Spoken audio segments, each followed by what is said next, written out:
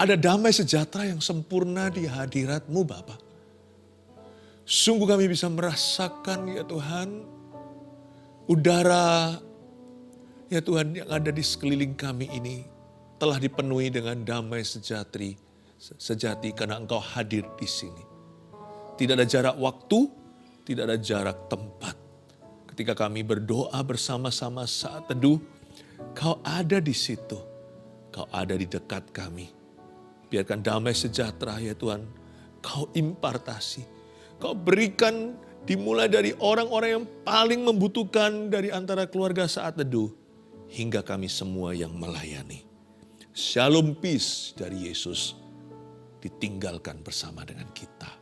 Sembunyikan hamba di balik salib-Mu, hamba bisa menyampaikan firman dengan tenang. Nama Yesus dipermuliakan. Dalam nama Yesus, haleluya. Amin. Praise the Lord. Tidak pernah berhenti hadirat Allah itu mengalir di saat teduh bersama. I am so thankful, sangat bersyukur kita bisa saat teduh bersama hari ini. Dan tidak sabar menyampaikan firman Tuhan yang saya berikan judul, Damai dengan Diri Sendiri. Sambil dibuka di Mazmur pasal yang ke-131, saya ingin mengingatkan bahwa kepuasan batin itu sangat gampang, sangat mudah.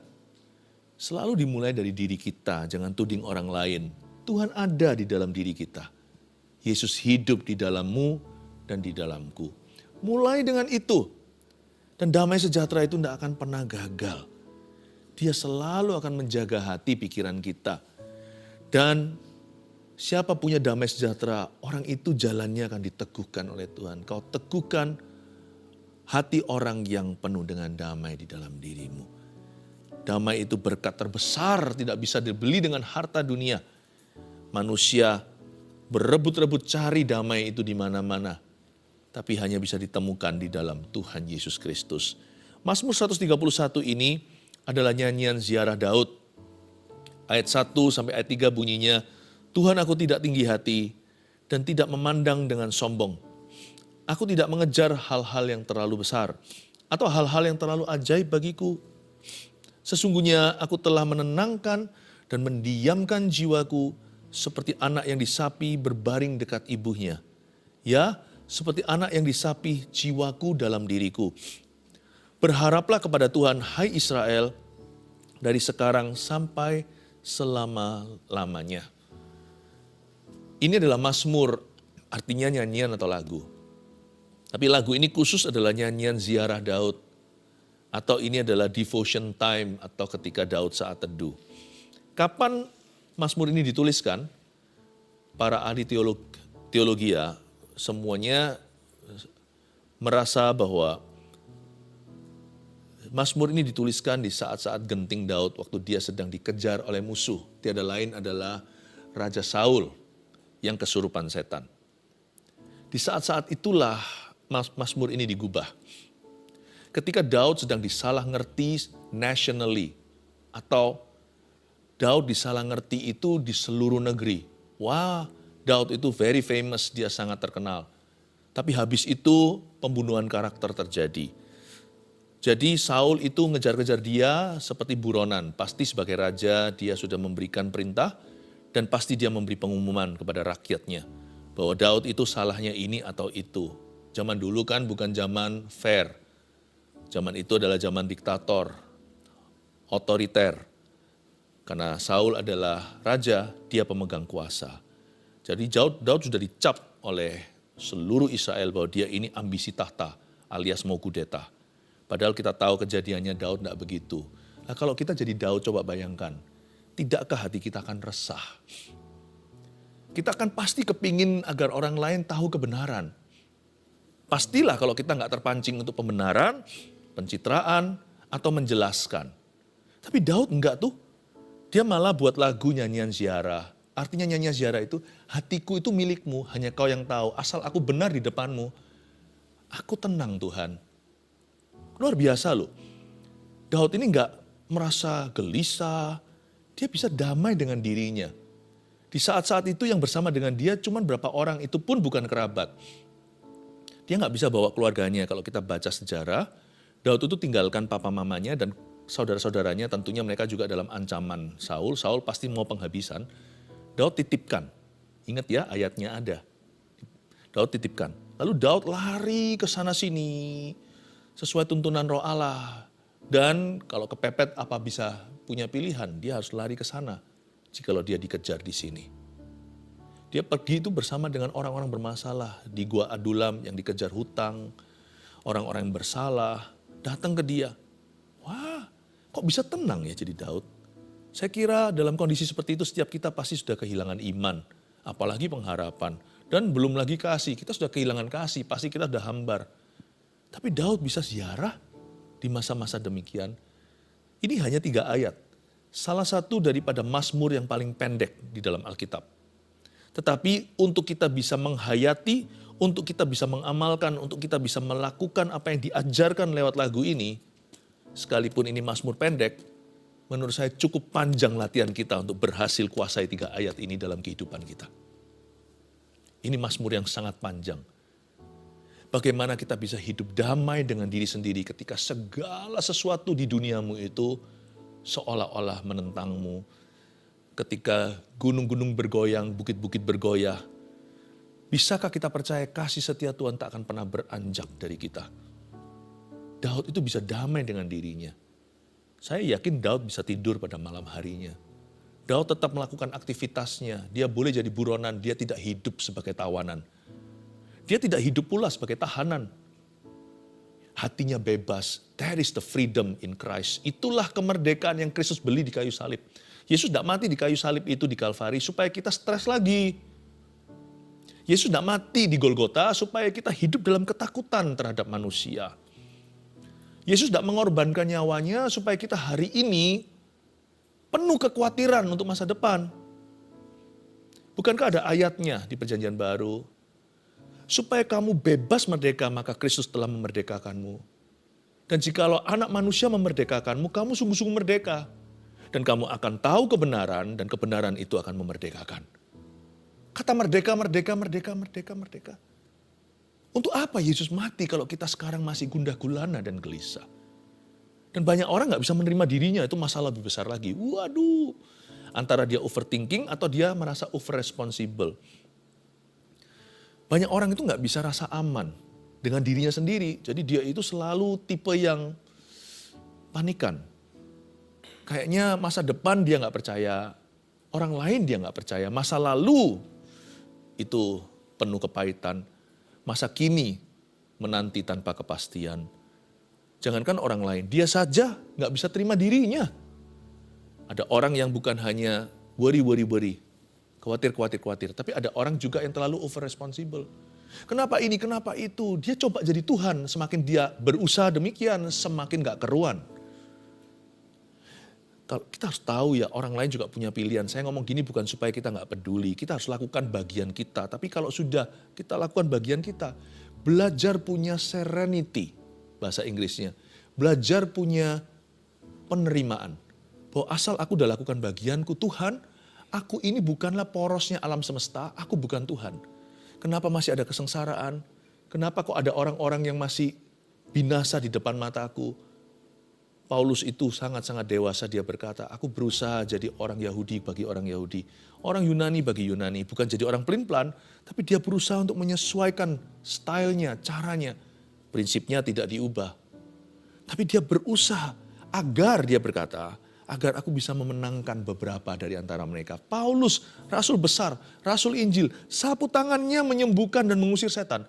Dia aja gak klaim dia bisa selamatkan semua orang. Dia mau sih semua orang selamat. Dia berkata, andai kata seluruh bangsaku selamat, aku bahkan mau loh. Aku bahkan mau menukarkan diriku dengan mereka. Kalau perlu aku ini celaka demi mereka. Paulus berkata, andai semua orang diselamatkan. Dia maunya gitu. Tapi dia gak over responsible. Lakukan bagianmu dan damai dengan dirimu sendiri. Lakukan bagian Anda dan belajar serahkan sisanya itu kepada Allah. Sekalipun kelihatannya seluruh dunia ini berjalan sendiri autopilot. Percayalah, orang beriman tahu Tuhan tetap pegang kendali atas alam semesta. Dan apapun terjadi di dunia, sekalipun apa yang terjadi di bumi ini penuh dengan kejahatan. Tapi Tuhan suruh kita itu punya sound mind, pikiran yang tertib, belajar untuk tertibkan. Tuhan suruh Anda dan saya untuk bertanggung jawab dengan hidup kita dan apa yang ada di dalam tangan kita yang Tuhan percayakan. And then just trust Jesus with the rest. Bisa nggak kita seperti Daud? Semua hiruk pikuk terjadi di sekelilingnya. Dia bisa nyanyi ziarah. Ajaib nih hati. Aku punya hati, aku mau punya hati kayak gini. Nah, untuk punya hati yang demikian, mari kita lihat sekarang hal-hal apa yang menghalangi, hal-hal apa yang mendorong kita ke sana. Mari kita lihat sekarang ayat 1.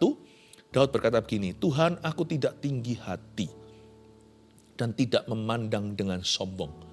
Aku tidak mengejar hal-hal yang terlalu besar atau hal-hal yang terlalu ajaib bagiku. Stop di situ. Pertama-tama Daud tahu musuh terbesar peace, damai itu musuh terbesarnya bukan panik atau takut. Ternyata musuh terbesar damai sejahtera adalah kesombongan di hati kita. Hah?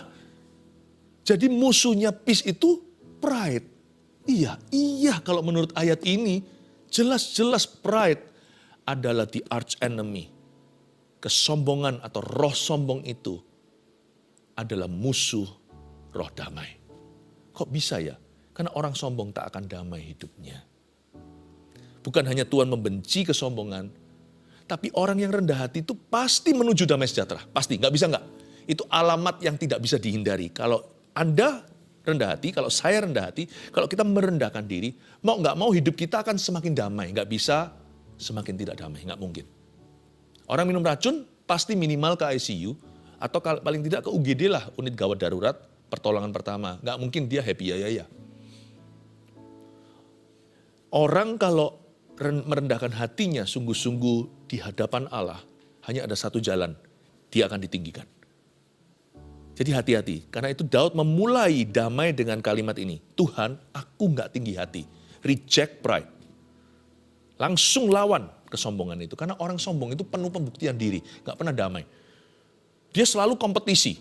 Orang lain punya lebih, dia iri. Nanti dia kalau punya lebih banyak, dia punya banyak musuh di bawah sana karena dia menghina. Orang yang sombong itu punya satu bakat alam. Dia sangat berbakat untuk membuat komplikasi hidupnya. Yang harusnya damai-damai saja. Tapi orang itu sendiri yang membuatnya keruh. Orang sombong tidak akan aman hidupnya. Orang angkuh tidak bisa kemana-mana kecuali satu jalan, cepat lambat suatu hari dia akan turun ke bawah. Tuhan, aku tidak tinggi hati dan tidak memandang dengan sombong. Saya lihat kalau di ayat yang ke-1 ini, kayaknya dua kalimat ini sama. Tuhan, aku nggak tinggi hati, lalu tidak memandang dengan sombong. Itu dua hal yang saling melengkapi.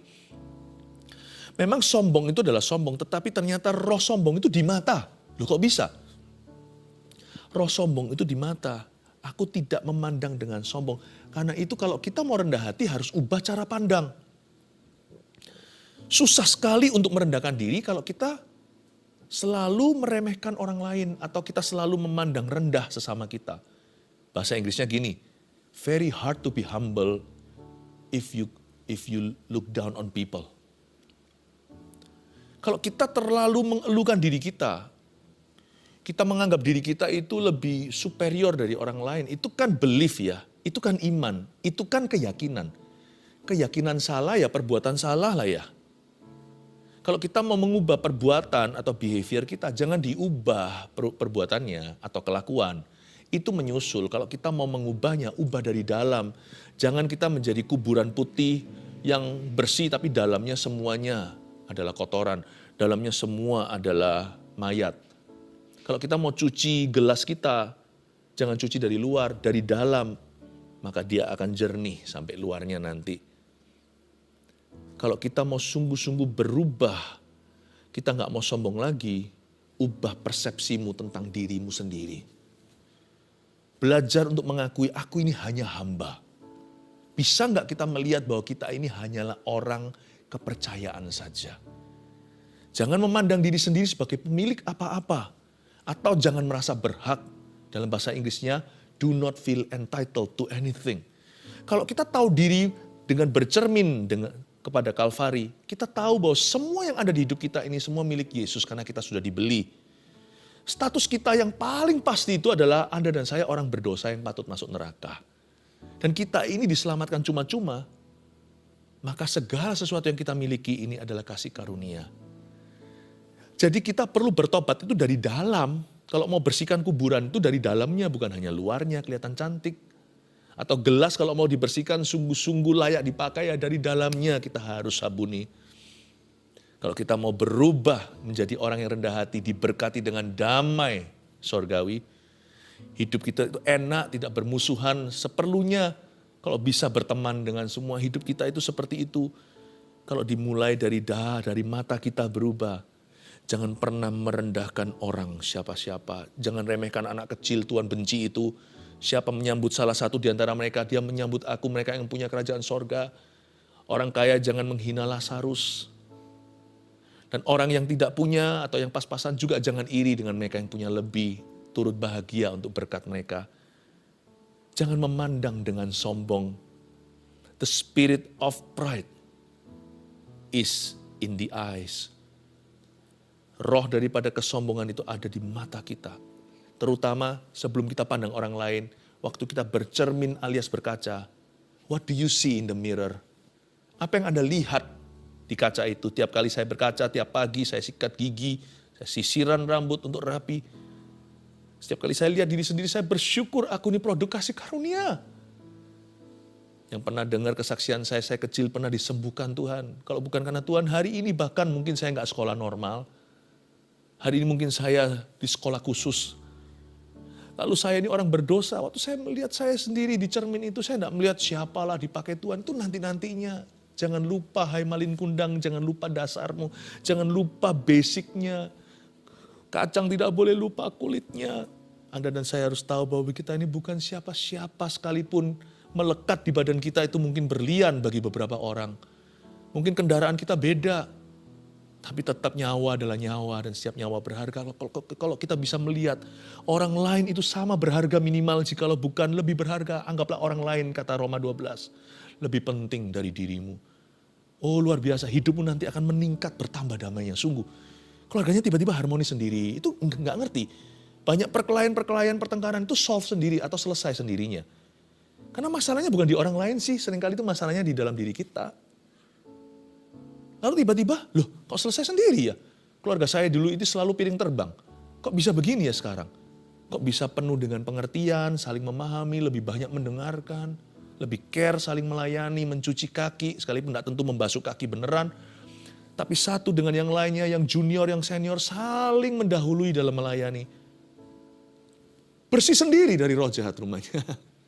Tiba-tiba bisnisnya loh kok semua orang awet ya bekerja di sini?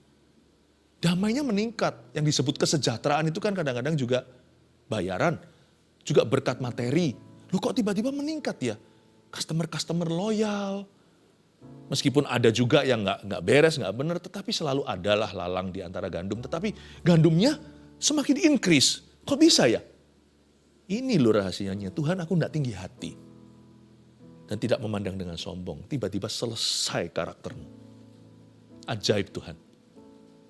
Aku tidak mengejar hal-hal yang terlalu besar atau hal-hal yang terlalu ajaib bagiku. Ini bukan berarti orang tidak punya visi besar. Bukan, visimu harus besar. Visi kita harus besar. Tapi tidak mengejar itu artinya langkah kakinya harus kecil. Misi visi kita bisa jauh, tapi setiap langkah kaki itu harus diperhatikan. Every step of the way is important. Setiap langkah kita itu harus memuliakan Tuhan. Janganlah kita jadi misalnya seorang pengkhotbah. Aku tidak mau khotbah kalau nggak di depan 5.000 orang. Nggak akan pernah lah percayalah orang misalnya dalam dunia khotbah ya. Orang begitu akan dipakai Tuhan besar nggak akan.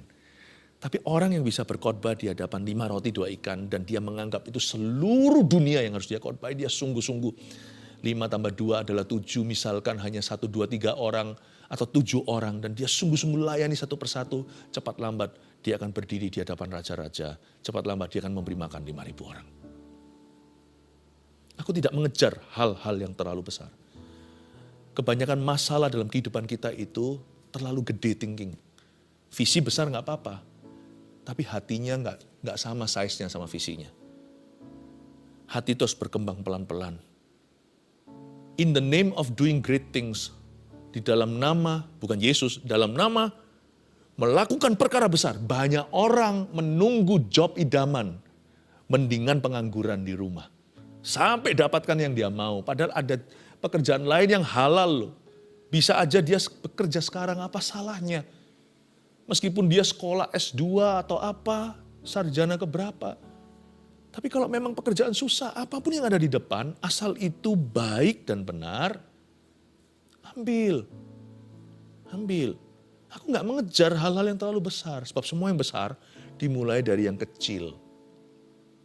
Bagaimana kita bisa diberikan perkara besar kalau kita nggak diberikan perkara kecil? Jangan kita itu malas, jangan kita beralasan menunggu, wait and see.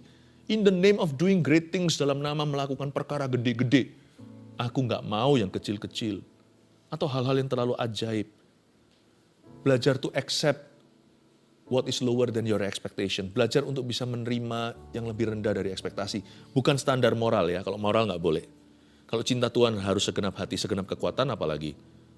Kalau kita melayani sesama, beri yang terbaik. Tapi kalau dalam hal menerima nih, ceritanya nerima nih.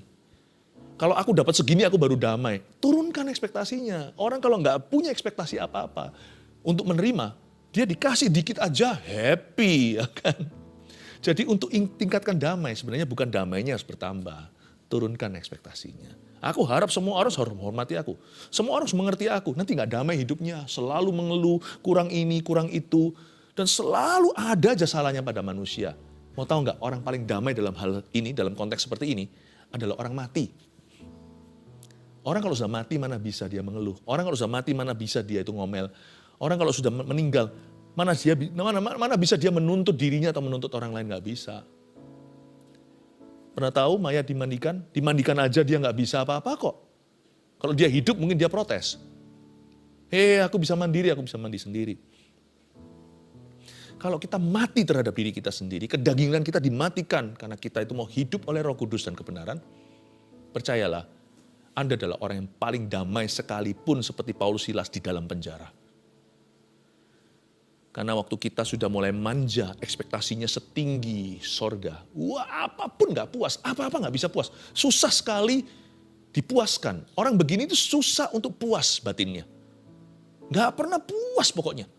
Ada aja yang dicacat, ini kurang itu. Ya kan? Nanti transportasi, nanti servisnya, nanti perlakuan orangnya, ininya, lagunya. Di gereja juga ada banyak yang begitu.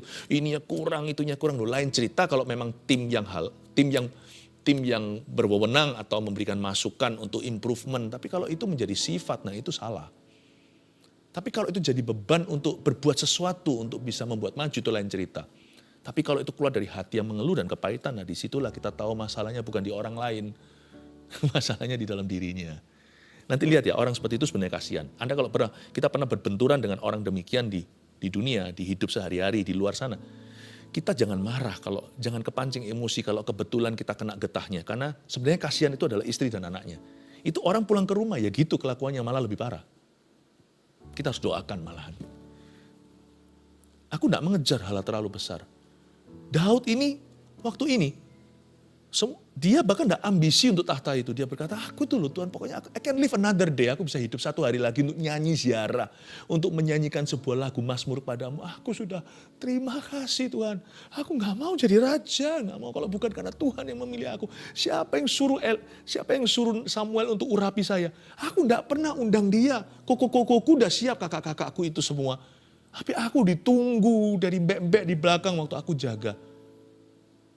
Aku gak pernah kejar kok Tuhan hal terlalu ajaib. Sungguhan Tuhan. Nanti pada waktu Daud diangkat, lihat. Dia berbuat banyak untuk negaranya. Karena dia merasa ini amanah. Dia merasa dia bukan aji mumpung di sana. Saya ajak Anda untuk mengerti ini. Karena saya ingin untuk cuci detoks ilahi batin orang yang kurang beres. Sesungguhnya ayat 2, aku telah menenangkan dan mendiamkan jiwaku seperti anak yang disapi berbaring dekat ibunya. Ini bukan anak sapi ya, anak yang disapi, ini bukan anak sapi. Ya seperti anak yang disapi jiwaku dalam diriku. Kita harus belajar this art atau kita harus belajar seni ini, yaitu seni menenangkan dan mendiamkan jiwa. Seni apa? Seni menenangkan dan mendiamkan jiwa. Salah satu cara untuk melakukan itu adalah downsize praises you receive. Atau tolong di downsize, tolong diciutkan atau apa namanya, kalau baju itu apa? Baju itu kalau dicuci sering-sering lama-lama dia menciut itu, ya menyusut. Nah, tolong susutkan pujian kepada dirimu. Nggak perlu kita berlebihan, malah justru cari perhatian nanti, malah memberikan promosi, malah justru perhatian manusia ke sana. Tapi sekali-kali kalau Anda kurang sejahtera dengan kalimat orang, harus pinter-pinter cari cara, gimana caranya downsize pujian kepada Anda, gimana dibuat itu lebih menyusut, untuk jaga dia dan jaga Anda dan jaga orang yang mendengarkan. Kadang-kadang sekali-kali perlu dilakukan. Jangan setiap kali ya, setiap kali lama-lama itu namanya merendahkan diri di atas bukit yang tinggi. Tapi kalau Anda rasa tergerak untuk melakukan itu, untuk mengkoreksi, lakukan dengan smart. Dengan cara yang tidak menyinggung orang itu, biar hikmat Salomo menyertai Anda, hikmat Tuhan, sehingga kita bisa menepis, belajar untuk bisa menangkis, smash pujian. Kalau menangkis kritikan, kita semua pinter. Kita semua itu defensif soalnya. Semua kita itu suka bertahan. Semua kita itu punya ilmu bela diri secara alami dalam diri kita. Pokoknya kalau kita diserang, langsung kita bilang, enggak, aku enggak begini dan begitu. Tapi kalau kita dipuji, salah pun kita terima dan telan mentah-mentah. Ayo. Saya belajar untuk menangkis. Saya kasih contoh ya, downsize ya. Itu karena ini adalah salah satu bagian daripada menenangkan dan mendiamkan jiwa. Jiwa orang itu yang memujimu, jiwa kita juga harus kita jaga. Pernah sekali saya itu diperkenalkan di atas mimbar oleh satu orang. Kalau memperkenalkan orang biasa lain cerita, tapi ini orang sendiri, orang berstatus. Dia berkata, ini pendeta Philip Mantova, pendeta yang tersohor di seluruh dunia. Kan gak enak saya digituin. Karena waktu itu juga ada orang tua saya di dalam crowd itu atau ada di dalam audience. Saya naik ke atas enggak langsung, saya khotbah dulu di tengah-tengah lalu saya cerita sesuatu, saya berkata sebenarnya enggak sih itu overrated. Saya pergi ke luar negeri, pada enggak kenal sama saya kok, mana tersohor, semua tertawa jemaat waktu itu. Lalu pernah sekali juga waktu itu hari Sabtu, saya sedang mau kembali ke gereja, karena di mall itu adalah ibadah gereja kami, gereja kita kan, Gereja Mawar Syaron tercinta. Lalu di mana-mana saya disapa oleh pendatang mall, pengunjung. Saya nggak tahu, nggak kenal semua, tetapi saya disapa dengan ramah. Saya percaya itu jemaat Gereja Mawar Syaron, keluarga saat teduh. Dan waktu saya disapa begitu, nyeletuklah orang di sebelah saya. Dia tahu, wah, seluruh kota ini kenal Anda ya, Pastor. Saya bilang, enggak lah, ini kan Sabtu Minggu, ini Sabtu. Di sini kan ada gereja kita, gereja kami. Jadi otomatis kan banyak jemaat. Ini kan weekend, banyak jemaat di sini. Udah gitu aja, langsung cepet saya ngomong hal yang lain. Supaya nggak fokusnya ke sana. Semua orang yang ada di situ fokusnya ke hal lain. Oh ya gimana tadi? Gimana pekerjaan Anda? Atau gimana sih ini? Oh iya, lama saya nggak ketemu, bla bla bla. Lalu lupalah semuanya, tapi saya tangkis. Kita perlu loh menenangkan dan mendiamkan jiwa. Hati-hati dengan lontaran orang, karena itu juga bisa toksik. Nggak perlu alergi, dikit-dikit langsung bereaksi. Salah, kalau yang seperti itu roh ketakutan. Saya nggak kayak gini terus. Tapi dari waktu ke waktu, jikalau saya merasa perlu, itu adalah cara saya mempraktekkan Mazmur ini. Yaitu menenangkan jiwaku. Itu adalah siara saya ke Tuhan. Siara tidak selalu dalam bentuk menyembah dengan sebuah lagu. Siara juga menjaga hati dengan segala waspada dan hati orang-orang di sekelilingmu. Jangan terlalu suka dipuji. Except lower places is okay. Kalau kita duduk nggak harus di VIP 1. Begitu ceritanya misalkan, meskipun siapa Anda, jasanya apa. Nggak apa-apa sih. Jangan mempersoalkan sesuatu yang seputar hanyalah fasilitas atau pengakuan. Hal-hal itu datang dan pergi. Nggak terlalu masalah. Jangan suka berada di dalam spotlight. Ada orang sih ketakutan kalau dikasih sinar lampu. Tapi ada orang yang malah bersinar lebih terang dari lampunya kalau disinari. Katanya untuk orang lain, tapi sebenarnya malah justru kita suka perform atau punya yang namanya performance spirit atau roh tampil. Kalau ada yang seperti itu, kalau memang Anda harus tampil, ingatlah tujuannya apa. Ingatlah untuk mengarahkan mata ke Tuhan saja. Ingatlah bahwa orang tidak melihat dirimu, tetapi dirimu mengingatkan mereka akan 1-2 kebenaran yang Anda bawa. Ada reputasi bagus, ada suatu message pesan Tuhan lewat hidup Anda, atau ada sesuatu yang mereka syukuri pada dirimu. It's not about you. It's about what you represent. Tentang apa yang kita wakili. Dan kalau kita bisa menyenangkan orang lain, senangkan mereka dulu, jangan melulu senangkan dirimu.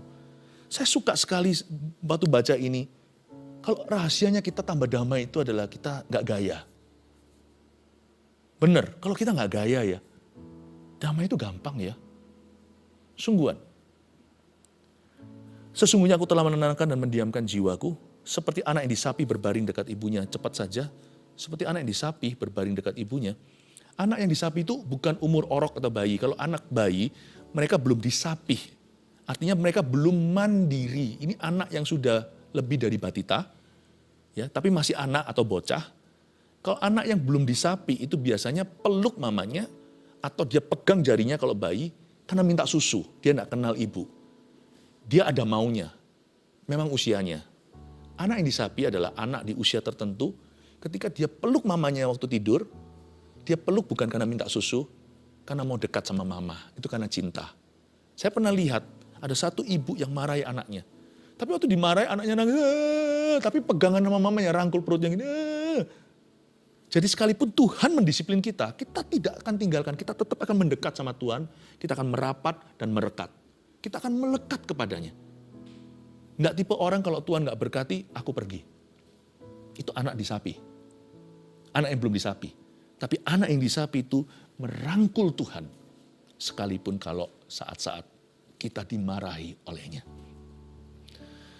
Anak yang disapi itu seperti itu. Dia bisa damai dengan dirinya. Dia nggak merasa gimana. Dia tahu dia itu siapa. Tahu nggak kita itu bisa damai kalau kita itu tahu bahwa kita itu hari ini performa kita baik atau enggak. Kita baik atau nakal. Kita itu selalu dan sudah dan selamanya adalah anak Tuhan. Kalau kita tahu kita itu anaknya Tuhan, aduh damainya. Damainya.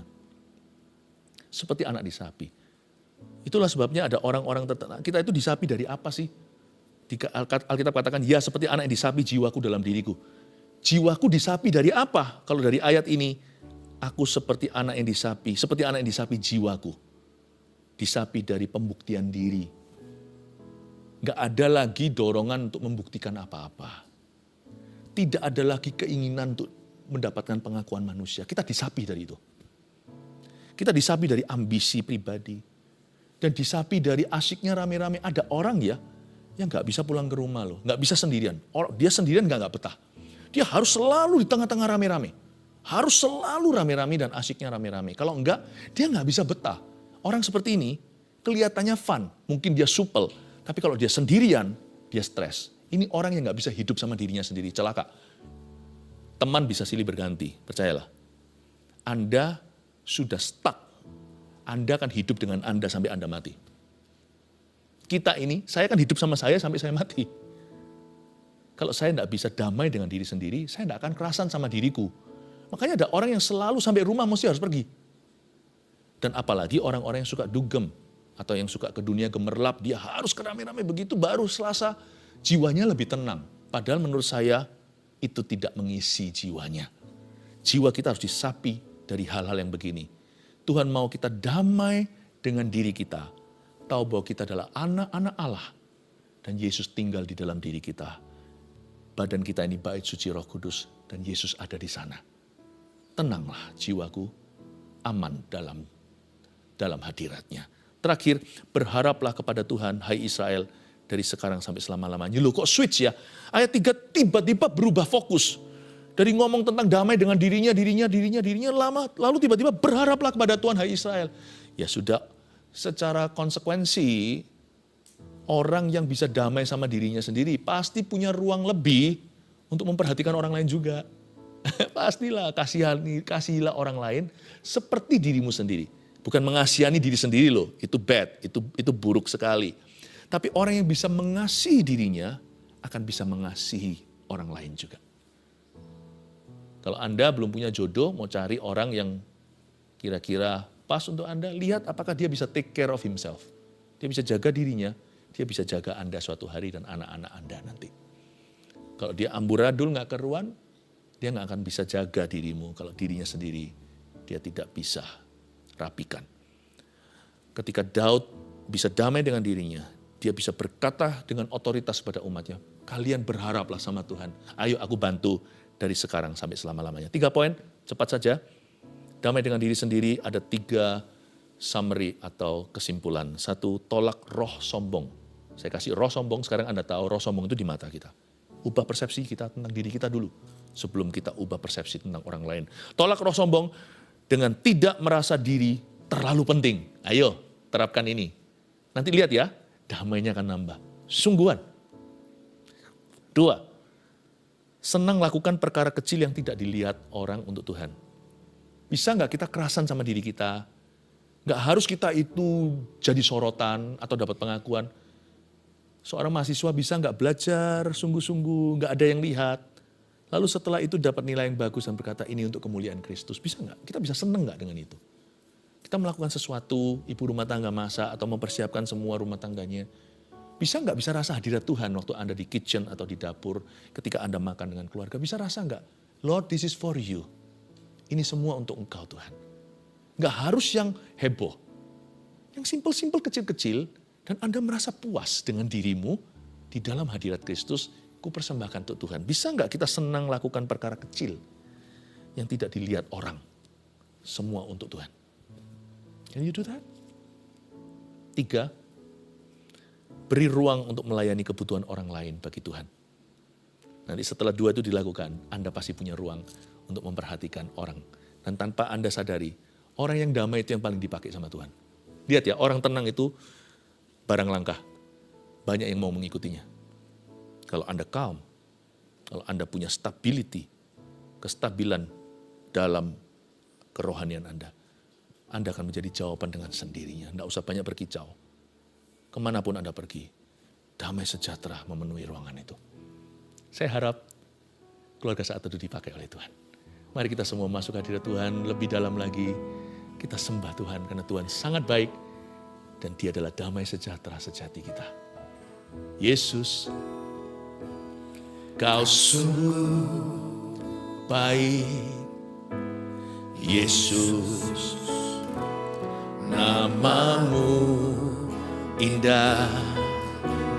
Yesus, ku cinta Kau selalu. Ku tinggikan, ku agungkan selamanya.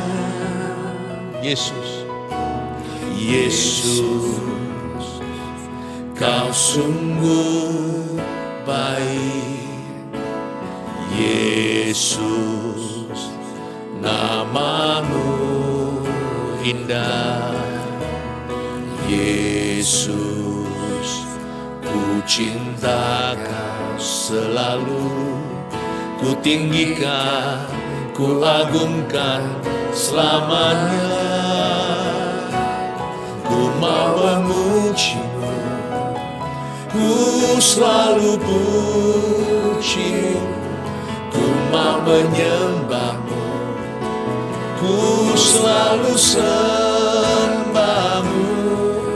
Kau yang layak terima semua pujian, kemuliaan hanya bagi Tuhan. Yesus, Kau sungguh baik. Yesus, Kau sungguh baik. Yesus, Namamu indah. Yesus, ku cinta Kau selalu. Ku tinggikan, ku agungkan selamanya. Ku mau memuji-Mu, ku selalu puji-Mu. Ku mau menyembah-Mu, ku selalu sembah-Mu. Engkau yang layak terima semua pujian, kemuliaan hanya bagi Tuhan. Ku mau memuji-Mu, ku selalu pujimu, ku mau menyembahmu, ku selalu sembahmu, kau yang layak terima semua pujian, kemuliaan hanya bagi Tuhan. Ku mau memujimu, ku selalu pujimu, ku mau menyembahmu, ku selalu sembahmu, kau yang layak terima semua pujian, kemuliaan hanya bagi Tuhan. Kau yang layak terima semua pujian, kemuliaan hanya bagi Tuhan. Kau yang layak terima semua pujian, kemuliaan hanya bagi Tuhan. Pejamkan matamu. Tuhan hendak berbicara secara spesifik kepada beberapa orang.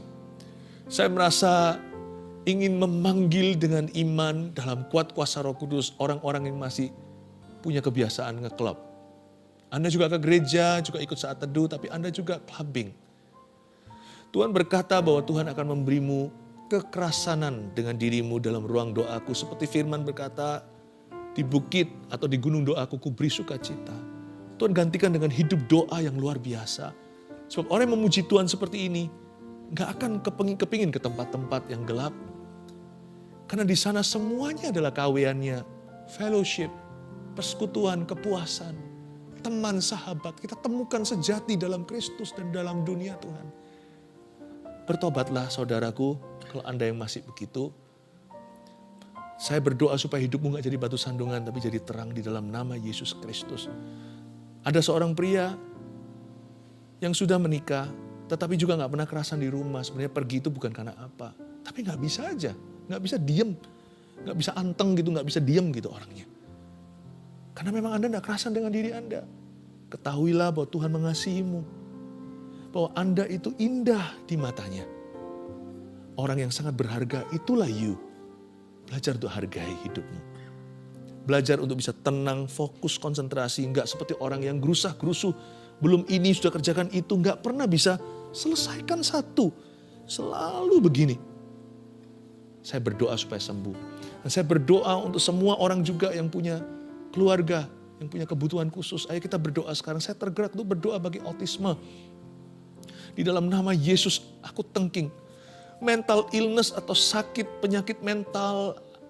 Aku tidak percaya sekalipun bukan semua disebabkan oleh roh jahat. Tetapi kalau ada roh jahat yang campur tangan dalam diri beberapa orang. Aku tengking kamu setan, keluar dari orang itu di dalam nama Yesus. Aku berdoa semua kutuk penyembahan berhala dipatahkan dan dibatalkan di dalam nama Yesus. Terima kasih Tuhan, terpujilah namamu. Letakkan tangan di dada semua kita. Saya pinjam tangan Anda ya. Alirkan Tuhan, that peace. Yes, that peace. Alirkan that peace, damai sejahtera, shalom, peace-nya Tuhan Yesus, nothing missing, tidak ada yang hilang, tidak ada yang patah. Alirkan dalam nama Yesus. Alirkan Tuhan, pakai tangan mereka sendiri. Alirkan damai sorgawi mengalir seperti sungai. Dalam nama Yesus Kristus. Mari kita ulurkan tangan kita berdoa untuk setiap orang yang mencatat, menulis di live chat. Yang ketik ke sini di komentar juga agar Tuhan Yesus menjawab doa mereka. I speak healing and your miracles dan mujizatmu dalam nama Yesus. Aba percaya ya Tuhan, damai itu juga ada di dalam jawaban doa. Tuhan, tambahkan damai itu. Jawablah doa umatmu dalam nama Yesus. Amin. Kemuliaan hanya bagi Tuhan. kemuliaan, kemuliaan hanya bagi Tuhan. Angkat tanganmu, katakan dan berikan kemuliaan itu. Kemuliaan hanya bagi Tuhan. Terimalah damai sejahtera dari Allah Bapa, kasih setia dari Tuhan Yesus, pengurapan yang baru dari Allah Roh Kudus menyertai keluarga saat teduh bersama. Di dalam Yesus yang perkasa, yang percaya dan menerima damai ini, katakan amin.